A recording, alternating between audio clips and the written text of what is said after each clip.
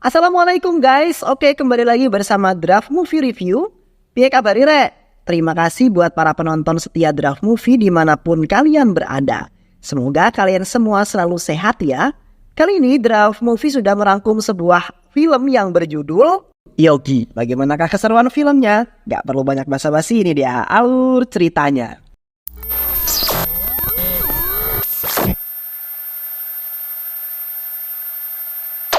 Film ini mengisahkan tentang perjuangan seorang pemuda desa yang ingin mewujudkan mimpi sang ayah tercinta. Ayahnya ingin agar anaknya itu mencari pekerjaan di kota dan bisa membahagiakan ibunya. Namun takdir berkata lain, ia justru menjadi seorang gangster paling ditakuti di sana. Penasaran dengan kisahnya? Kuilah, gasken. Film ini diawali dengan seorang pemuda yang sedang menari-nari. Pemuda itu bernama Eswar.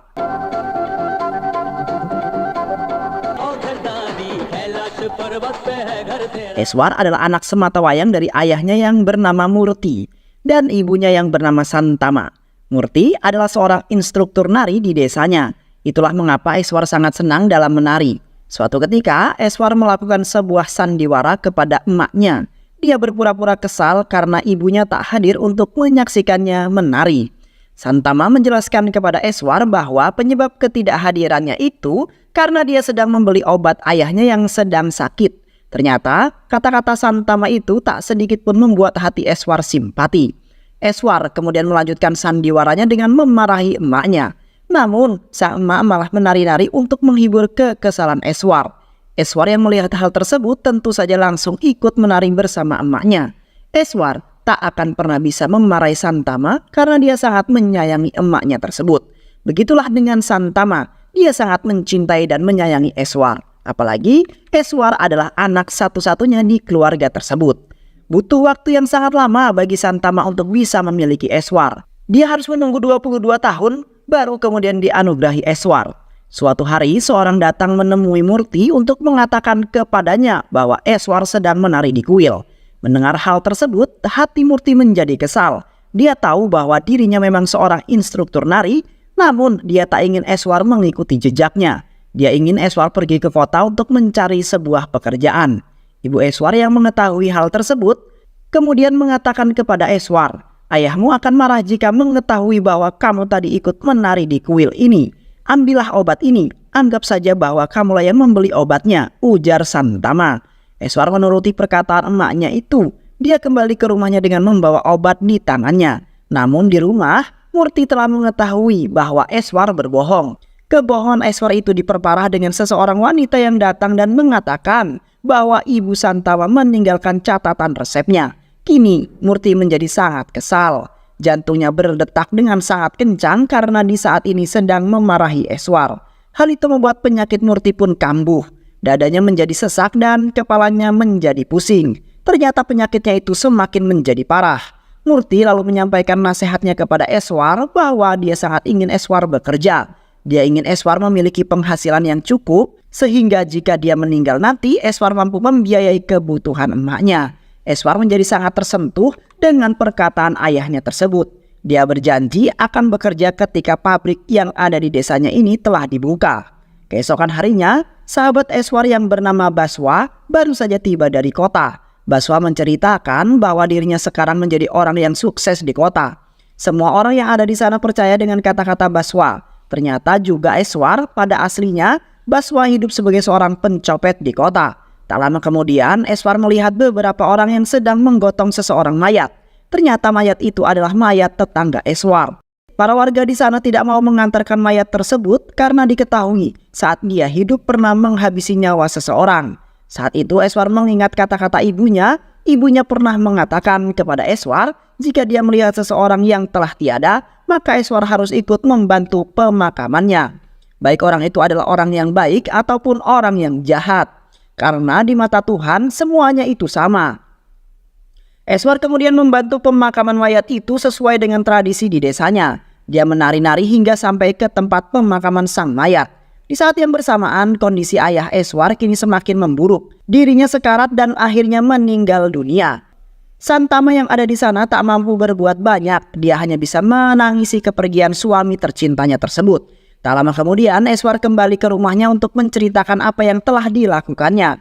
Namun sesampainya di rumah, dia mendapati ibunya yang hanya tertunduk lesu dan tatapannya kosong. Eswar yang curiga dengan ibunya itu kemudian pergi ke kamar untuk memastikan kondisi sang ayah. Dan benar saja, sesuai dugaannya bahwa sang ayah telah tiada.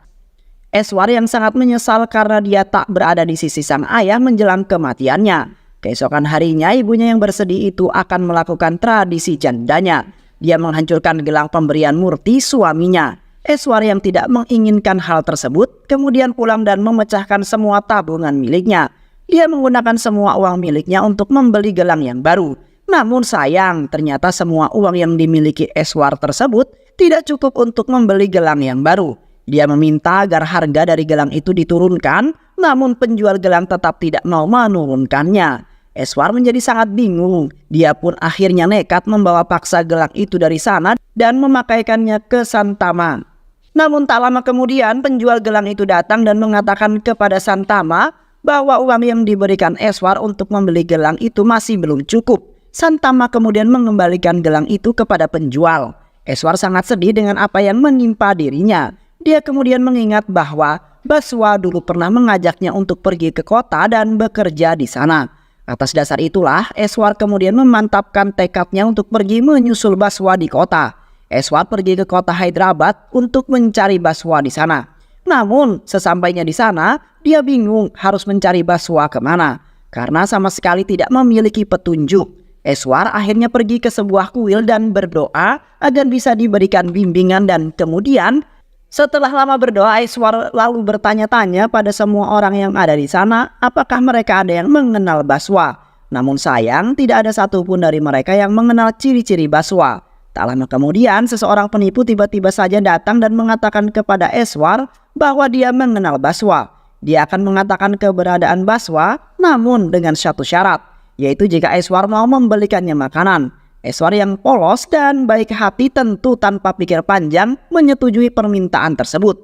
Dia membayar semua makanan yang dipesan penipu tersebut. Namun saat penipu sudah kenyang, dia pergi meninggalkan Eswar dengan alasan bahwa dia akan segera memanggil Baswa kemari. Eswar terus menunggu Baswa di tempat itu hingga larut malam.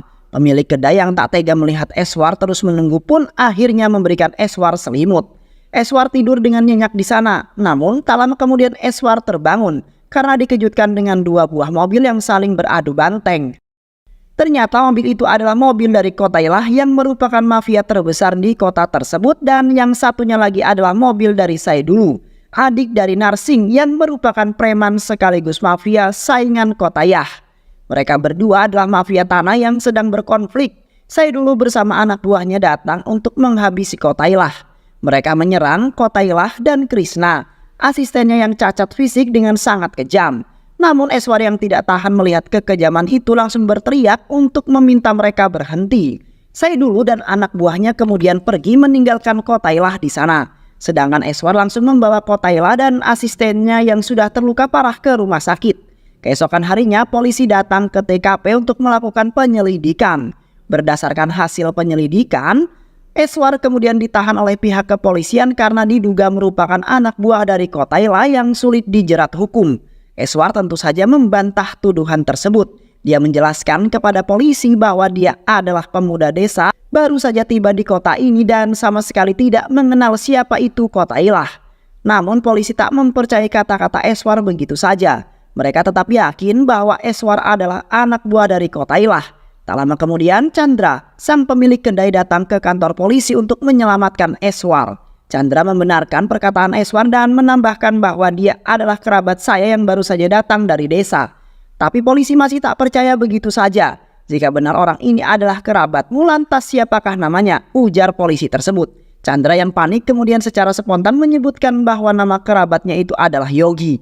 Setelah lama berpikir, polisi akhirnya membebaskan Eswar dari sana. Chandra meminta maaf kepada Eswar karena telah memberikannya nama Yogi. Aku spontan memberikanmu nama Yogi karena Yogi adalah nama dari almarhum anakku, ujar Chandra.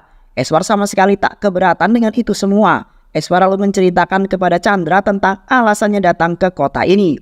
Eswar datang ke kota ini untuk mencari pekerjaan. Dia ingin menggunakan uang gajinya nanti untuk membelikan ibunya sebuah gelang dan membuat hidup ibunya bahagia. Chandra terharu mendengar niatan itu. Dia kemudian mempekerjakan Eswar di kedai warung miliknya. Itulah awal dari Eswar yang kini lebih dikenal dengan nama Yogi. 6 bulan kemudian, Narsingh menghubungi seorang preman yang kelihatannya sedang menderita sakit. Walaupun kelihatannya demikian, namun pada kenyataannya dia adalah preman yang terkenal di wilayah tersebut. Dia meminta preman itu mengancam Kotailah agar tidak lagi mengganggu urusannya. Preman itu menyetujui permintaan Narsingh. Kotailah lalu dipanggil untuk segera datang ke tempatnya. Kotailah yang baru saja sembuh kemudian datang bersama Krishna, asistennya yang menderita cacat fisik. Preman itu mengancam Kotailah agar tidak lagi mengganggu urusannya Narsingh. Tapi Kotailah dengan tegas menolak permintaan itu. Dia sama sekali tak peduli dengan urusan Narsingh. Bahkan dia tak takut jika harus kembali menghadapi Narsingh. Preman itu tentu saja kesal dengan pernyataan Kotailah. Dia lalu berteriak dengan sangat keras sambil menghina Kotailah. Hinaan itu membuat Krishna tersulut emosi. Krishna lalu berlari mendekati preman itu dan menghabisinya. Kotailah sangat bangga kepada Krishna karena walaupun dia cacat, tapi Krishna memiliki loyalitas yang sangat tinggi pada dirinya. Setelah beberapa bulan bekerja sebagai karyawannya Chandra, Yogi sekarang sudah berhasil membeli gelang yang akan dia berikan pada sang ibu tercintanya. Yogi sangat berterima kasih kepada Chandra. Dia mengatakan akan segera pulang ke desanya untuk memberikan gelang ini pada sang ibu tercinta. Namun sebelum pulang, Chandra meminta Yogi untuk mengantarkan teh yang sudah dipesan kepada seorang pelanggan.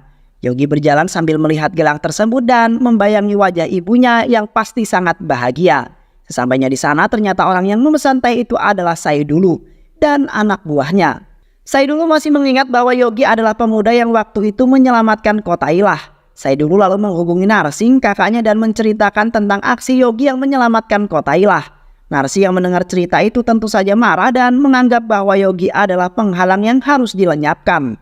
Yogi lalu diserang dan dihajar oleh Saidulu, namun Yogi sama sekali tak membalasnya. Namun ketika Saidulu menghina ibunya Yogi, Yogi seketika menjadi murka dan langsung menghajar mereka semua. Mereka semua dikalahkan Yogi dengan sangat mudah. Tak lama kemudian Narsingh datang ke tempat itu dan menghentikan aksi Yogi yang terus menghajar Saidulu. Narsingh meminta Yogi untuk mendekat, namun ternyata dia malah merampas gelang ibunya Yogi dan menginjaknya dengan sangat angkuh. Tindakan Narsingh itu membuat Yogi jadi semakin murka. Yogi lalu menangkap Narsingh dan melemparnya dari atas gedung. Namun lemparan itu ternyata tak mampu menghabisi Narsingh. Yogi yang mengetahui bahwa Narsingh masih hidup, lalu turun ke bawah dan mengejarnya. Dia lalu menebas dan menghabisi Narsingh di depan semua orang. Orang-orang yang ada di sana sangat mengetahui siapa Narsingh yang sebenarnya. Dia adalah mafia sekaligus preman yang sangat ditakuti di wilayah tersebut. Sehingga jika ada yang berhasil menghabisinya, tentu saja mereka akan sangat bahagia. Sementara itu, Yogi yang telah menghabisi Narsingh justru menangis sambil memegang gelang milik ibunya. Dia tak menyangka karena amarahnya itu dia malah membunuh seseorang. Berita kematian Narsingh kemudian menyebar ke seluruh penjuru Hyderabad. Berita itu menjadi topik hangat baik di kalangan preman maupun di kalangan masyarakat. Para preman di berbagai penjuru Hyderabad penasaran siapakah orang yang telah berhasil menghabisi Narsingh. Beberapa saat kemudian Yogi berhasil ditangkap oleh pihak kepolisian. Para preman di seluruh Hyderabad datang berbondong-bondong hanya untuk melihat Yogi. Saidulu lalu menghubungi seorang inspektur yang bertugas di sana. Dia meminta agar inspektur mengumpulkan semua tahanan yang dinilai paling jago untuk segera menghabisi Yogi. Semua pintu kemudian ditutup agar tidak ada preman dari luar yang bisa membantu Yogi. Yogi kemudian dibawa ke hadapan tahanan jagoan itu. Kini semua preman yang ada di luar sudah mengetahui wajah Yogi si pembunuh Narsingh. Mereka sangat kagum atas keberanian Yogi, bahkan banyak dari mereka yang ingin menjadi anak buah Yogi. Singkat cerita, pertarungan antara Yogi dan para tahanan sudah dimulai. Mereka secara bersama-sama hendak menghabisi Yogi. Namun Yogi dengan sangat mudah menghajar dan mengalahkan mereka semua. Sementara itu, inspektur yang tadi memerintahkan agar Yogi segera dihabisi ternyata sedang dipukuli oleh beberapa polisi. Polisi-polisi itu adalah anak buah dari atasan inspektur yang merupakan polisi jujur. Polisi jujur kemudian bertanya kepada Yogi apakah dia memiliki keluarga di Hyderabad. Mendengar pertanyaan itu membuat hati Yogi menjadi sedih. Di tempat lain, ternyata Santama, ibunya Yogi, datang ke kota Hyderabad untuk mencari Yogi. Dia khawatir karena Yogi tak kunjung pulang ke rumahnya setelah sekian lama. Dia pergi ke Hyderabad hanya bermodalkan nekat saja. Dia tidak tahu kemana harus pergi kemana untuk mencari Yogi. Di sisi lain, seorang mahasiswa jurnalistik bernama Nandini tampak sedang dikejar-kejar oleh beberapa pria, hingga dia tak sengaja menabrak Santama yang kebetulan lewat di sana. Nandini kemudian membereskan berkas-berkasnya sambil meminta maaf kepada Santama. Nandini lalu melanjutkan pelariannya hingga sampai di ruangan dosennya. Dia mengatakan kepada dosennya itu bahwa dia telah berhasil merekam aksi anarkisme Saidulu yang menghancurkan alun-alun kota. Saidulu marah karena Yogi telah membunuh kakaknya. Nandini lalu berpikir bahwa berita ini pasti akan menjadi berita yang sangat sensasional. Dia juga meminta agar dosennya itu mempublikasikan hasil liputannya. Sang dosen yang mendengar usulan Nandini itu tentu saja senang. Namun kesenangannya itu hanya berlangsung beberapa menit saja. Karena tak lama kemudian Saidulu menghubungi dosen itu dan mengancam akan menghabisinya jika dia berani mempublikasi rekaman tersebut.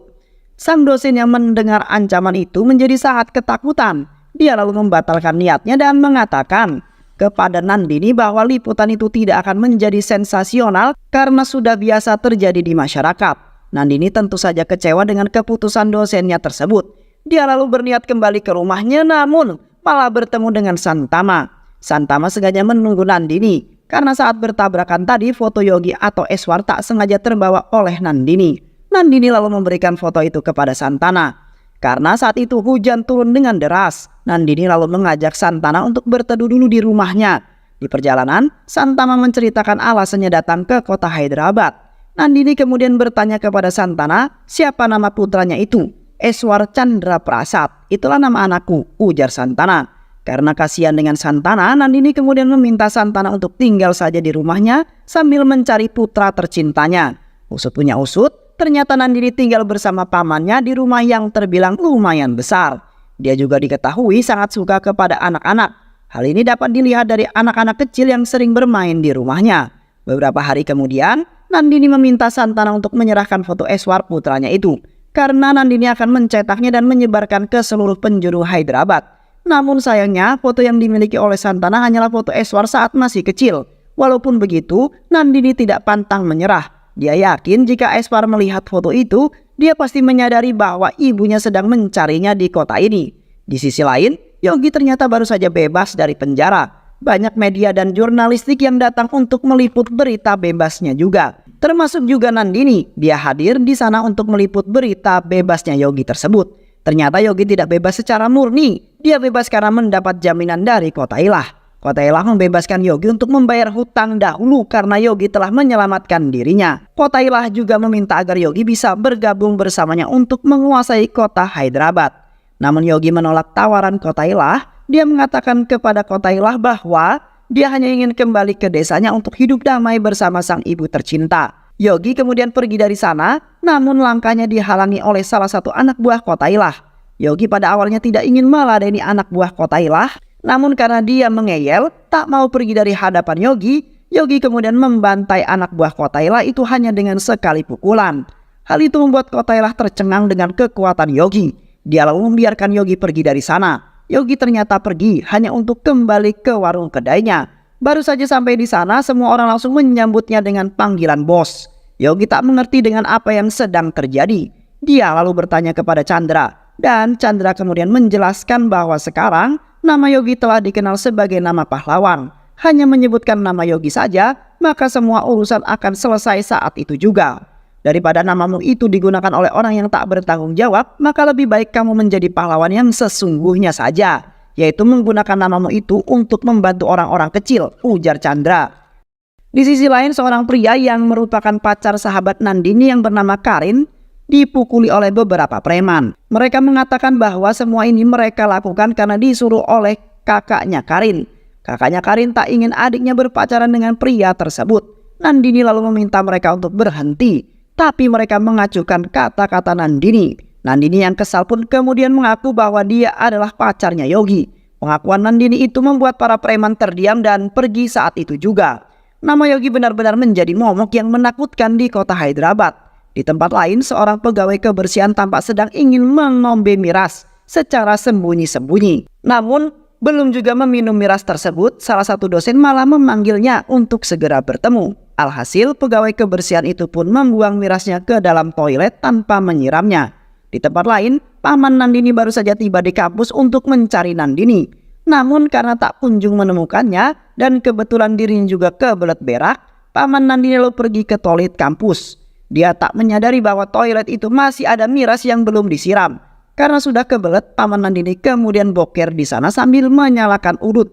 Dia membuang batang rokok api yang masih menyala ke dalam toilet dan jelegar. Toilet itu pun meledak dan membakar pantat paman Nandini. Paman Nandini dilarikan ke rumah sakit karena mengalami luka bakar yang cukup serius. Nandini yang mendengar kabar itu datang ke rumah sakit bersama Santana. Eswar juga ada di sana untuk mengecek kesehatannya. Kesehatannya Eswar menurun belakangan ini. Santana kemudian melihat Eswar dari kejauhan. Dia kemudian berjalan mendekatinya dan saat dia melihat, ternyata orang itu bukanlah Eswar. Nandini mengatakan kepada Santana bahwa itu adalah hal yang wajar. Apalagi seorang emak, di mata seorang emak yang kehilangan anaknya. Semua pemuda pasti mirip dengan wajah anaknya. Tak lama kemudian Santana kembali melihat seorang pemuda yang mirip dengan Eswar. Dia ingin mendekatinya namun dia mengingat kata-kata Nandini dan mengurungkan niatnya. Santana kemudian pergi menjauhi pemuda itu, padahal pemuda itu bukanlah orang yang mirip dengan Eswar, melainkan memang Eswar yang sebenarnya. Keesokan harinya, Eswar datang ke kantor pos untuk mengirimkan surat pada emaknya. Secara kebetulan, Nandini juga ada di sekitaran kantor pos untuk menyebarkan foto Eswar. Bahkan dia juga masuk ke dalam kantor pos dan memberikan selebaran foto Eswar kepada semua orang yang ada di sana. Saat dia melihat Eswar yang dikiranya Yogi, dia lalu datang menghampirinya dan memperkenalkan diri sebagai mahasiswa jurnalistik yang pernah meliput Yogi saat keluar dari penjara. Tapi karena sedang terburu-buru, Nandini lalu menyelipkan foto selebaran itu ke dalam saku celana Yogi. Yogi yang kemudian pergi dari sana dan secara diam-diam preman suruhannya Chandra mengikuti Yogi kemanapun dia pergi. Saat di tengah jalan, Yogi tak sengaja menabrak seseorang yang membuat bajunya kotor. Yogi membersihkan baju orang itu dengan selebaran foto yang ada di sakunya. Dia mengambil selebaran itu tanpa melihat sama sekali. Yogi yang sadar bahwa dirinya diikuti kemudian bertanya kepada Chandra siapa orang-orang yang mengikutinya itu. Chandra lalu mengatakan kepada Yogi bahwa mereka adalah preman-preman suruhan yang ditugaskan untuk melindungi Yogi dari ancaman Saidulu. Chandra kembali meminta kepada Yogi agar mau menuruti permintaannya untuk melindungi orang-orang miskin. Namun permintaan itu ditolak oleh Yogi. Dia hanya ingin kembali ke desa untuk menemui sang ibu tercinta. Tapi Chandra mengatakan bahwa Yogi tidak akan bisa menemui emaknya di sana. Ibunya itu telah pergi ke kota Hyderabad untuk mencari dirimu. Aku sudah mengirim seseorang untuk menjemput ibumu di desa. Tapi dia sama sekali tak menemukannya di sana. Warga desa lalu mengatakan bahwa Santana pergi ke kota Hyderabad untuk mencari anaknya. Yogi yang mendengar hal tersebut tentu saja sedih. Dia sama sekali tak menyangka jika ibunya akan jauh-jauh pergi ke kota Hyderabad hanya untuk mencari dirinya. Ketika Yogi akan pergi untuk mencari emaknya, Chandra justru melarangnya. Jika kau keluar sekarang, Saidulu mungkin saja akan menyerangmu. Saidulu. Memangnya siapa sih orang itu? Mengapa aku harus dilindungi hanya gara-gara dia? Ujar Yogi bertanya kepada Chandra. Chandra lalu menjelaskan bahwa Saidulu adalah adik dari Narsi yang telah kamu bunuh. Mereka berdua adalah preman dan juga mafia tanah di wilayah ini. Banyak tanah orang-orang miskin yang direbut paksa oleh mereka. Mereka memperlakukan orang-orang miskin itu dengan sangat kejam. Jika mereka tidak mau menyerahkan tanahnya, itulah mengapa aku memintamu untuk menjadi pahlawan bagi mereka. Menjadi pelindung bagi orang-orang miskin yang teraniaya. Tak lama kemudian Yogi hendak pergi dari rumah Chandra setelah semua orang yang ada di sana tertidur pulas.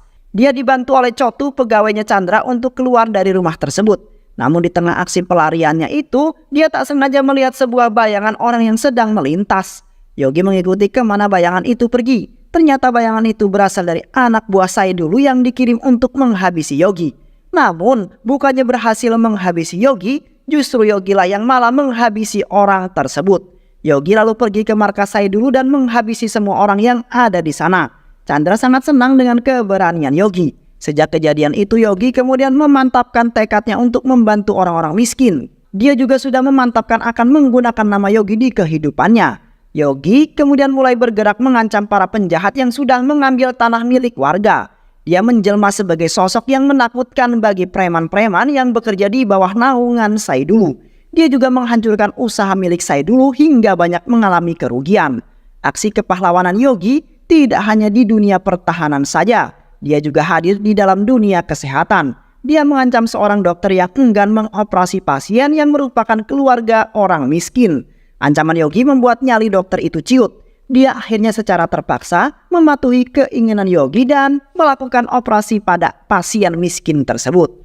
Usut punya usut, ternyata aksi Yogi itu direkam oleh Nandini yang sedang mengerjakan tugas akhir kuliahnya. Nandini yang melihat keberanian Yogi entah mengapa mulai jatuh cinta pada dirinya. Singkat cerita, kini Yogi telah menjadi orang yang terbilang sukses. Apa yang dia inginkan semua bisa didapatkan. Namun dia malah memikirkan bagaimana caranya agar bisa menemukan emaknya. Chandra kemudian menyarankan agar Yogi melakukan live streaming saja di televisi, sehingga semua orang pasti bisa melihatnya. Yogi menyetujui saran dari Chandra. Dia lalu melakukan live di televisi. Nandini yang melihat live streaming itu berniat untuk memberitahukan orang yang dicintainya kepada Santana. Namun baru saja Santana datang, siaran live itu tiba-tiba terputus karena salah satu dari tower listrik meleduk. Beberapa waktu kemudian, Saidulu yang sudah mulai kehilangan kuasanya datang menemui Kotailah dan meminta maaf pada dirinya.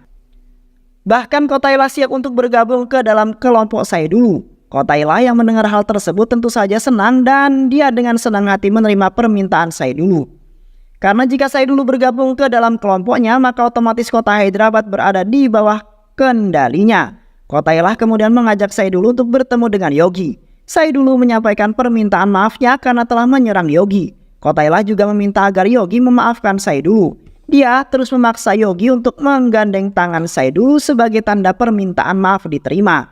Tak hanya itu, Kotailah juga kembali mengajak Yogi untuk bekerja sama dengannya. Namun permintaan itu ditolak Yogi. Yogi tak ingin merugikan masyarakat kecil. Setelah urusannya selesai, Yogi kemudian pergi dari sana. Namun langkahnya berhenti ketika ada salah satu anak buah Kotailah menghadangnya. Kotailah yang melihat kelakuan anak buahnya itu langsung memarahinya. "Jangan halangi langkahnya, biarkan dia pergi," ujar Kotailah. Kotailah melakukan itu semua karena dia tak ingin ada salah satu anak buahnya yang kembali tewas seperti yang dulu pernah terjadi.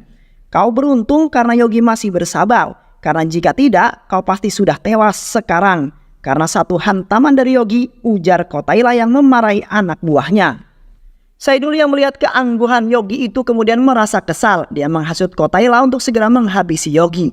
"Jika kita tidak menghabisi Yogi sekarang, maka dia bisa menjadi mengambil semua kekuasaanmu suatu hari nanti," ujar Saidulu. Kotailah sempat termakan hasutan Saidulu, namun Krishna asistennya mengingatkan kepada Kotailah bahwa mereka tidak boleh melakukan hal itu karena Yogi pernah menyelamatkannya dulu. Kotailah menjadi bingung, namun setelah berpikir beberapa saat dia menyetujui pendapat Saidulu. Kotailah dan kelompoknya bersiap untuk menyerang Yogi.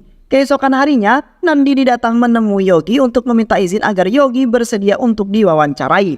Nandini akan menulis artikel tentang Yogi sebagai bahan skripsinya nanti. Yogi pada awalnya menolak untuk diwawancarai.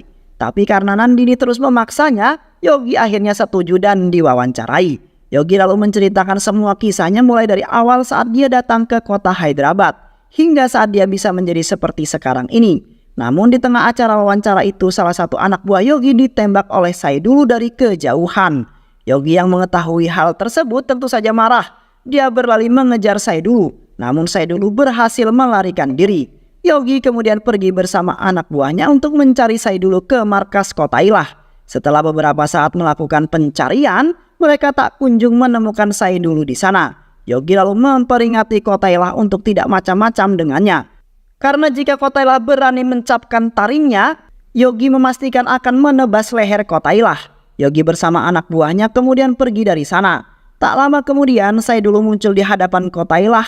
Ternyata Kotailah sudah merencanakan ini semua. Dia menyembunyikan Saidulu setelah aksi penembakan itu. Di sisi lain, Krishna yang sedang berjalan bersama Kotailah kembali memperingati tuannya itu untuk tidak melawan Yogi. Krishna mengingatkan Kotailah tentang kebaikan yang pernah Yogi lakukan kepada mereka dan keburukan yang pernah Saidulu lakukan hingga hampir menewaskan mereka. Krishna tidak ingin tuannya itu berada dalam bahaya. Oleh karena itulah dia memohon agar Kotailah tidak pergi mengganggu Yogi. Di sisi lain, Basha, sahabat Eswar saat masih di desa sedang mengincar kalung milik seorang gadis untuk dicuri. Namun aksi Bashwa itu hampir saja ketahuan oleh orang yang ada di sana. Baswa lalu berusaha untuk menyelamatkan dirinya dengan berpura-pura berdoa di sebuah kuil. Namun secara kebetulan, Eswar yang ada di sana mereka akhirnya saling bertemu setelah sekian lama berpisah. Eswar menceritakan kepada Baswa bahwa ibunya Santana ada di kota ini. Namun hingga saat ini Eswar masih belum berhasil menemukan ibunya tersebut. Usut punya usut, sebenarnya Santana ibunya Eswar juga ada di kuil tersebut. Mereka sebenarnya saling merasakan kehadiran satu sama lain. Namun karena mereka tidak saling melihat, mereka akhirnya kembali berpisah. Di dalam kampus, Nandini terlihat sedang memberikan hasil artikelnya tentang Yogi kepada dosennya. Setelah beberapa saat membaca artikel mengenai Yogi, sang dosen merasa ada kesamaan dari kasus Yogi dan kasusnya Santana. Di dalam artikel itu menjelaskan bahwa Yogi sedang mencari ibunya, sedangkan Santana sudah kita ketahui datang ke Hyderabad untuk mencari anak laki-lakinya. Dosen merasa bahwa mereka berdua pasti adalah seorang ibu dan anak. Nandini kemudian diminta dosennya untuk mencari tahu lebih lanjut tentang siapa sebenarnya Yogi ini dan dari mana dia berasal. Singkat cerita, Nandini kemudian pergi menemui Yogi dan menanyakan pertanyaan yang diperintahkan oleh dosennya. Yogi lalu menjawab semua pertanyaan Nandini. Dan berdasarkan jawaban itu, kini Nandini sudah mengetahui fakta yang sebenarnya. Bahwa orang yang selama ini dikenal sebagai Yogi ternyata adalah Eswar, putra dari Santana. Namun bukannya segera memberitahukan Santana, Nandini malah menghubungi dosennya dan menyampaikan bahwa apa yang dikatakan dosennya itu benar. Dosen Nandini kemudian menyuruh Nandini untuk segera memberitahukan hal tersebut kepada Yogi.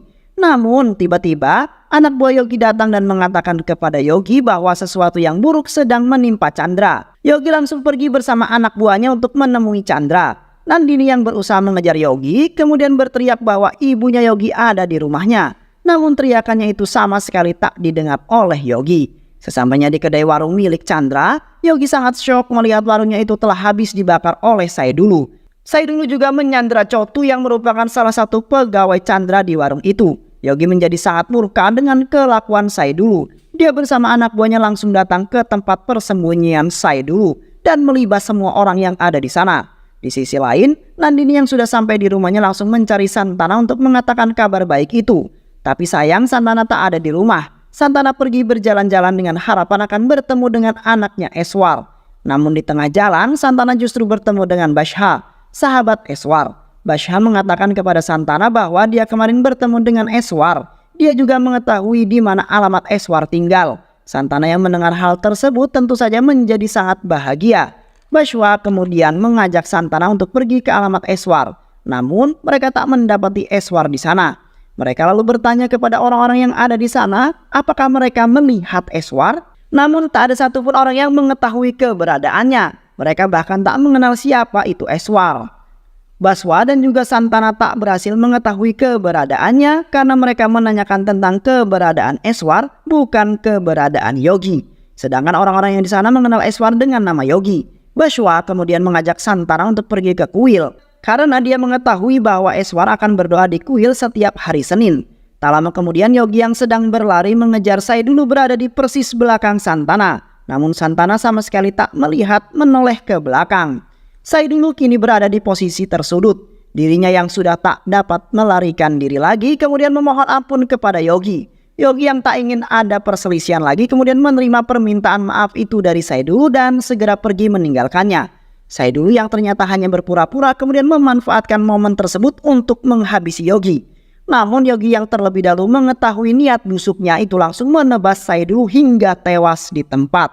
Di sisi lain, Baswa dan juga Santana baru saja tiba di kuil. Namun tak lama kemudian beberapa anggota kepolisian datang untuk membawa Baswa ke kantor polisi. Baswa kemudian meminta Santana untuk tetap menunggunya di kuil karena dia akan menyelesaikan masalah ini dengan segera. Yogi yang sudah mengingat bahwa hari ini adalah hari Senin berniat kembali ke kuil untuk memanjatkan doa. Namun anak buahnya melarang Yogi pergi ke sana. Kamu baru saja menghabisi Saidulu di sana. Sangat berbahaya bagimu jika kembali ke sana saat ini juga. Yogi sebenarnya masih sangat ingin pergi ke sana, namun anak buahnya kembali merayu Yogi untuk mengurungkan niatnya itu. Di sisi lain, Santana masih terus menunggu Yogi walaupun malam itu hujan turun dengan sangat deras. Sedangkan Yogi menangis karena merasa bersalah tidak melakukan doa. Keesokan harinya, Baswa kembali pergi untuk mengunjungi kuil. Dia membangun Santana yang sedang duduk di sana. Tapi bukannya bangun, Santana justru malah terjatuh. ternyata Santana sudah lama meninggal dunia sebelum Baswa membangunkannya. Baswa shock mengetahui kebenarannya itu. Dia hanya bisa menangis sambil menunggu kehadiran Eswar. Namun saat pendeta dan pihak pengurus kuil meminta agar mayat Santana segera dipindahkan dari kuil ini.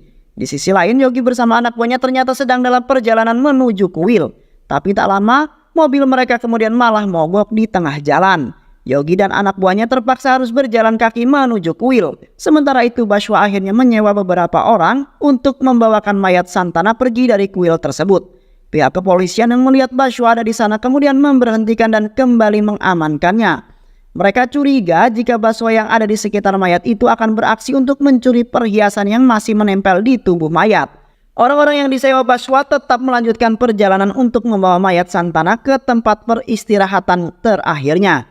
Namun di tengah jalan mereka berpapasan dengan Yogi. Yogi yang masih mengingat pesan dari ibunya untuk membantu siapapun yang telah wafat, kemudian meminta izin kepada mereka agar diizinkan untuk ikut membantu. Yogi bahkan melakukan tarian seperti tradisi yang biasa dilakukan di desanya, tanpa mengetahui bahwa jasad itu adalah jasad ibunya. Tak lama kemudian, kain penutup wajah Santana terbuka karena terhembus oleh angin.